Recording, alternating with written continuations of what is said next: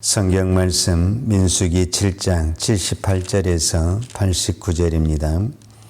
12째 날에는 납달리 자손의 지휘관 에난의 아들 아이라가 헌물을 드렸으니 그의 헌물도 성소의 세겔로 130세겔 무게의 은쟁반 하나와 70세겔 무게의 은발이 하나라. 이 두 그릇에는 소재물로 기름 섞은 고운 가루를 채웠고 또 13개 무게의 금그릇 하나라. 이것에는 향을 채웠고 또 번제물로 수송아지 한 마리와 수양 한 마리와 1년 된 어린 수양 한 마리며 속죄물로 수염소 한 마리며 화목제물로 소 2마리와 순양 5마리와 수염소 5마리와 1년 된 어린 수양 5마리라. 이는 에난의 아들 아이라의 헌물이었더라.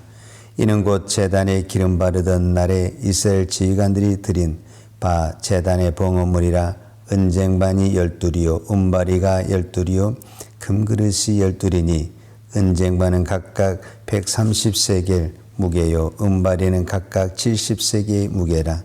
성소의 세겔로 모든 기구의 은이 모두 2400세겔이요 또 향을 채운 금그릇이 12이니 성소의 세겔로 각각 10세겔 무게라. 그 그릇의 금이 모두 120세겔이요 또 번제물로 수송아지가 12마리요 수양이 12마리요 1년 된 어린 수양이 12마리요 그 소제물이며 속제물로 수염소가 12마리며 화목제물로 수소가 24마리요 수양이 60마리요 수염소가 60마리요 1년 된 어린 수양이 60마리라. 이는 제단에 기름 바른 후에 드린 바 제단의 봉헌물이었더라.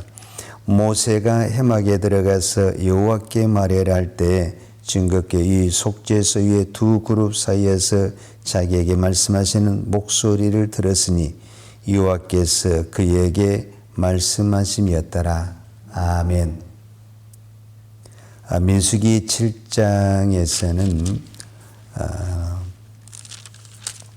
성전 봉헌식을 하고 각 지파가 지파별로 나와서 하나님 앞에 봉헌 예물 드린 것을 기록을 하고 있습니다.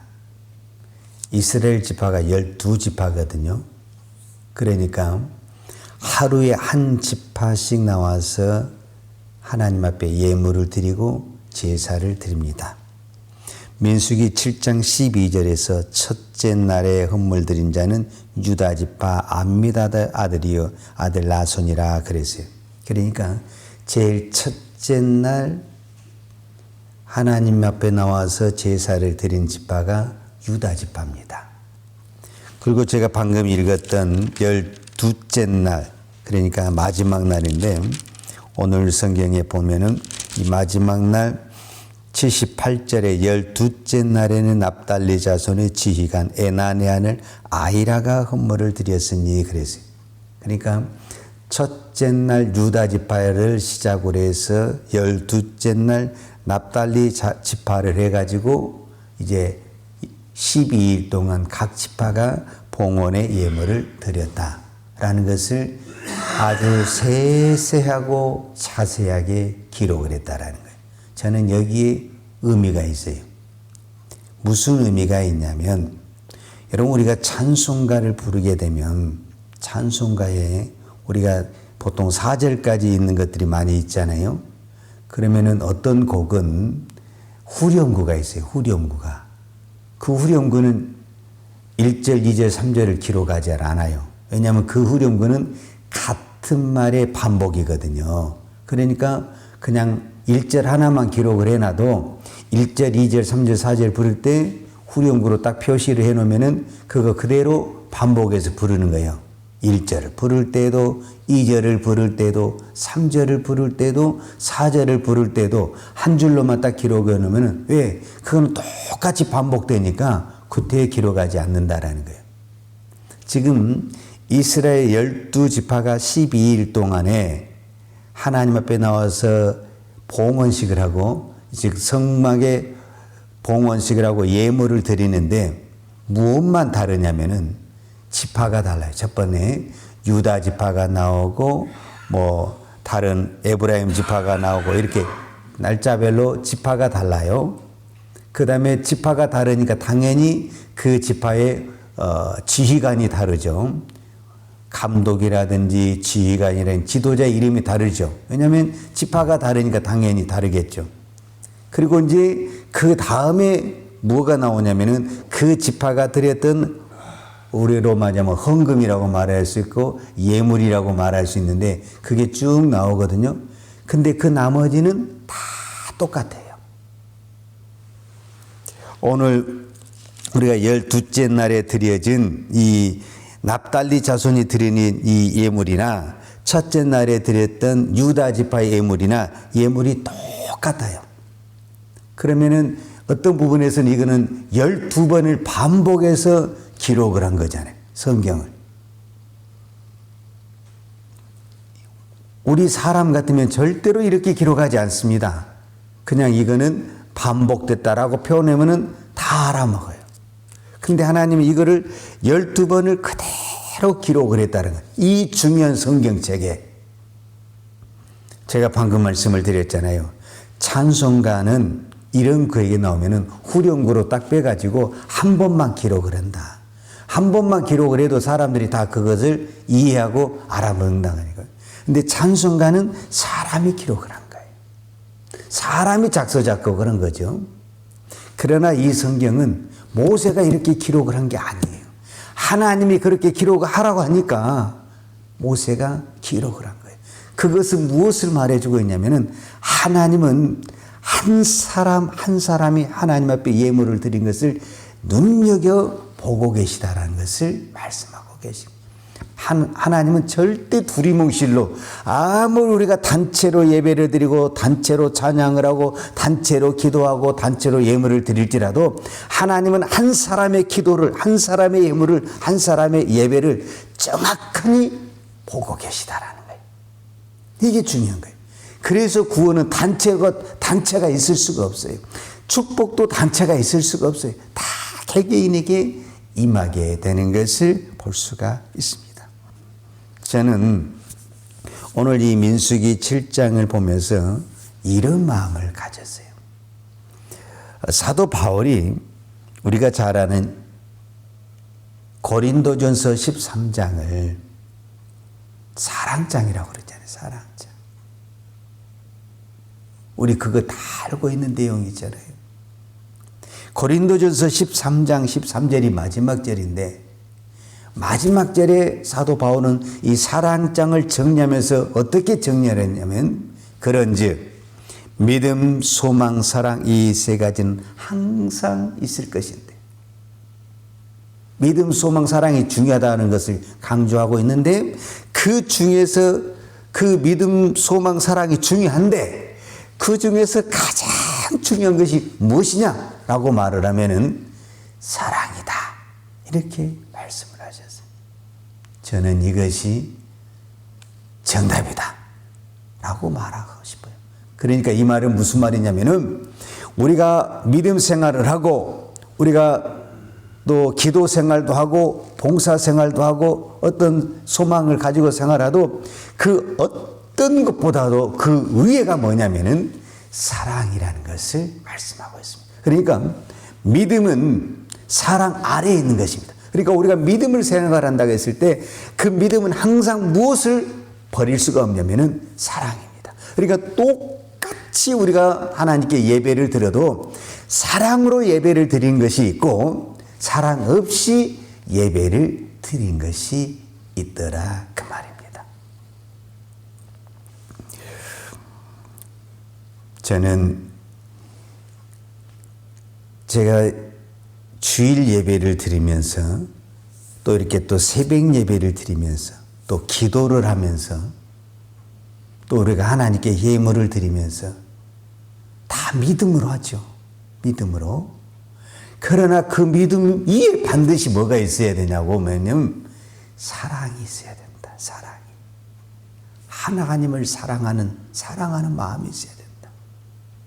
왜 제가 오늘 이 본문을 가지고 이 사랑이란 이야기를 했냐면 이 사람들이 각 지파가 나와서 이렇게 하나님 앞에 봉헌을 하는데 그들이 율법에 따라서 봉헌을 하지 않았다라는 것을 제가 발견하게 된 거예요.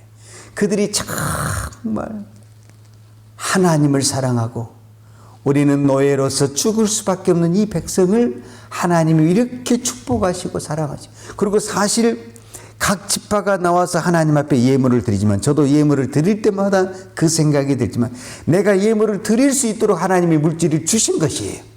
내가 하나님 앞에 드린 것이 아니라 하나님이 주신 거예요. 하나님이 주신 것.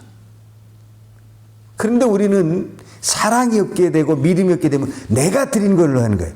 내가 했다고 하는 거예요. 내가. 사실 그렇지가 않아요. 내가 한 것이 아니라 하나님이 그렇게 할 수 있도록 주신 거예요.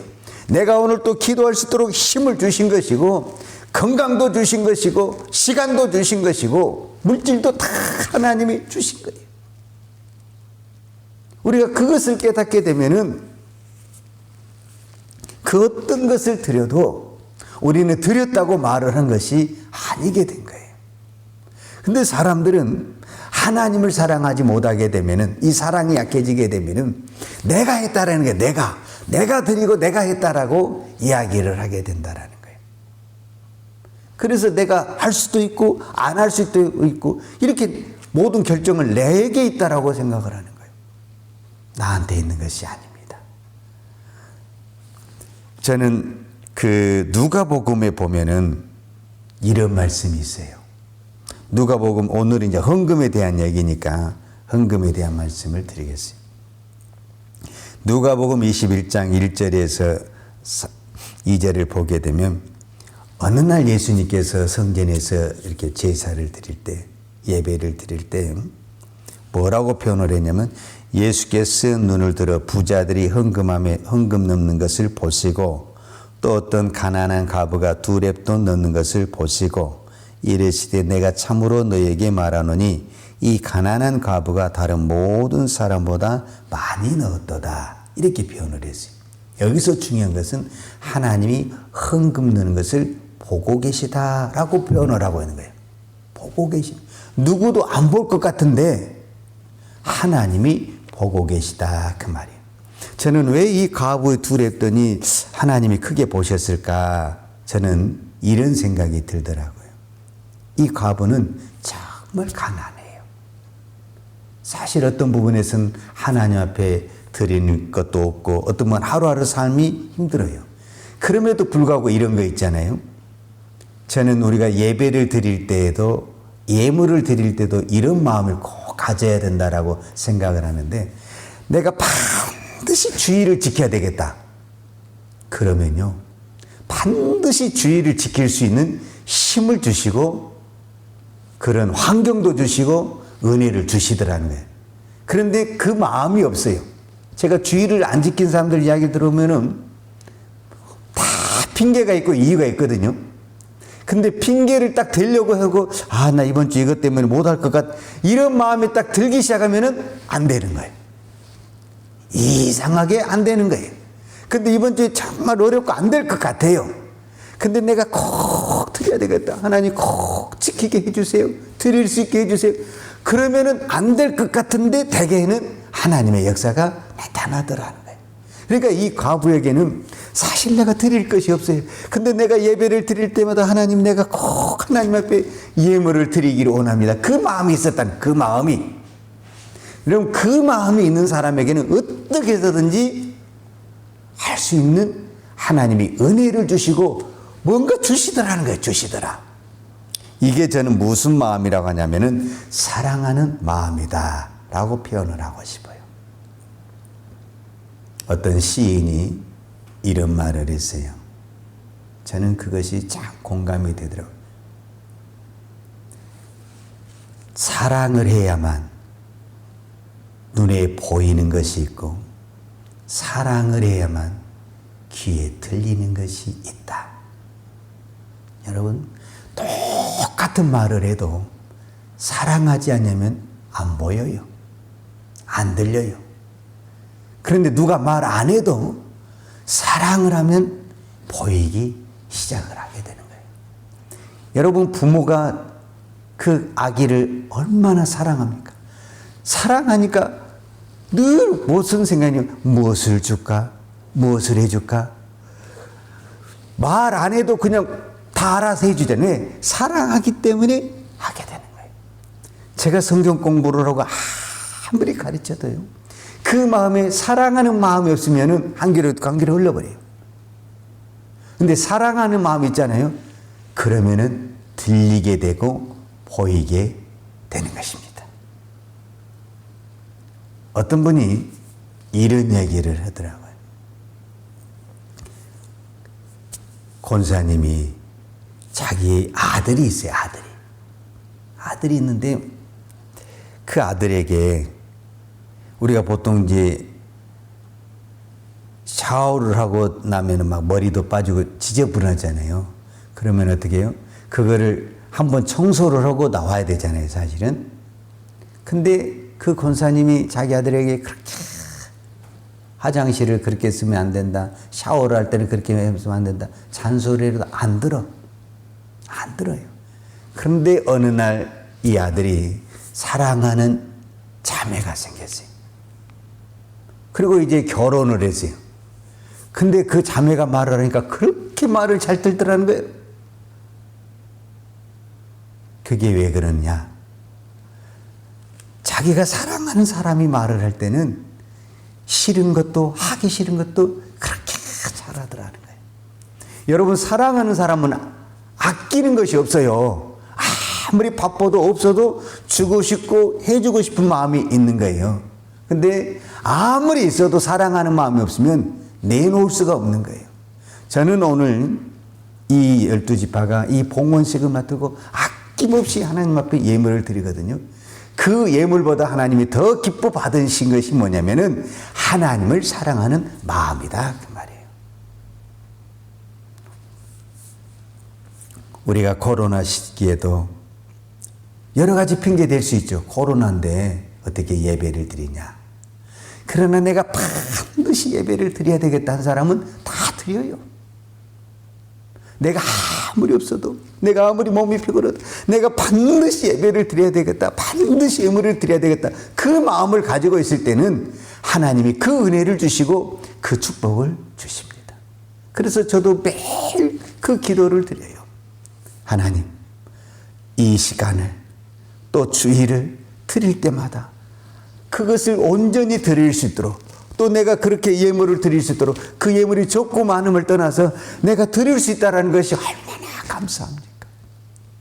우리는 하나님 앞에 드리는 것이라고 생각하는데, 내가 하나님께 예물을 드림으로 말미암아 하나님이 내 안에 오십니다. 그래서 우리는 작은 것을 드리고 이 우주를 만드신 하나님을 내가 모시게 되는 겁니다. 이보다 더 큰 축복이 없습니다. 오늘 하나님의 사랑으로 이 시간에 나와서 기도하고 또 예물을 드리고 또 하나님 앞에 고백하는 그 사랑을 받으시고, 저는 하나님이 오늘 저와 여러분에게 하나님 자체가 선물로 저와 여러분에게 주실 줄로 믿습니다. 기도하겠습니다.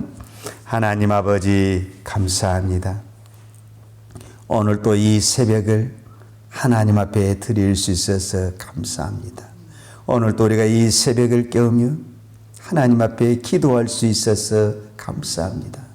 오늘 또 우리가 하나님 앞에 이렇게 매 시간마다 하나님 앞에 우리의 정성과 마음을 모두 예물을 드릴 수 있어서 감사합니다. 이 모든 것 하나님이 주신 것입니다. 내가 아무리 드리고 싶어도 하나님이 건강을 주시지 않냐고, 하나님 우리에게 물질을 주시지 않으면 드릴 수가 없습니다. 그런데 하나님, 우리가 드리고 싶어하는 이 마음을 받으시고 하나님은 그때그때마다 우리에게 힘을 주시고 우리에게 건강을 주시고 물질을 주시고 은혜를 주시니 감사합니다. 하나님, 오늘 또 우리의 드려진 이 작은 정성을 받으시고 하나님 우리에게 큰 은혜와 복을 주실 줄로 믿습니다. 이 땅에 흩어진 우리 모든 성도들에게 하나님을 사랑하는 마음을 허락하여 주옵소서. 하나님을 사랑할 때 하나님의 말씀이 들려지게 되고, 하나님을 사랑할 때 성경의 말씀이 눈에 들어오게 되는 줄로 믿습니다. 하나님 오늘 우리에게 이 사랑의 마음을 허락하여 주옵소서.